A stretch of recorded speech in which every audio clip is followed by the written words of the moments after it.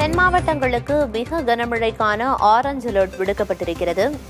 விவரங்களை வழங்குவதற்காக செய்தியாளர் வீரகுமார் இணைப்பில் இருக்கிறார். வீரகுமார், தென் மாவட்டங்களில் எப்போது மிக கனமழை பெய்வதற்காக இந்த அலர்ட் கொடுக்கப்பட்டிருக்கு, என்ன விவரம்?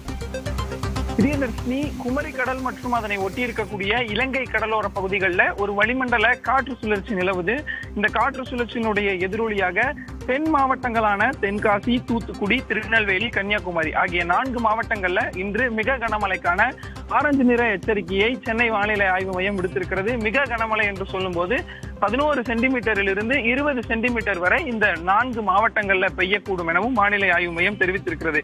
அதே போல ராமநாதபுரம், விருதுநகர், மதுரை, சிவகங்கை, புதுக்கோட்டை, தஞ்சாவூர், திருவாரூர், நாகப்பட்டினம், மயிலாடுதுறை, அரியலூர், கடலூர் மற்றும் காரைக்காலில் இன்று கனமழை பெய்யக்கூடும் எனவும் வானிலை ஆய்வு மையம் தெரிவித்திருக்கிறது. குறிப்பாக குமரி கடலை ஒட்டி இருக்கக்கூடிய இலங்கை கடலோர பகுதிகளில் ஒரு வளிமண்டல காற்று சுழற்சி நிலவுது. இதனுடைய எதிரொலியாக தென் மாவட்டங்கள்ல 2 நாட்களாகவே தொடர்ந்து விட்டு கனமழையும் ஒரு சில பகுதிகளில் மிக கனமழையும் பதிவாகி இருந்தது.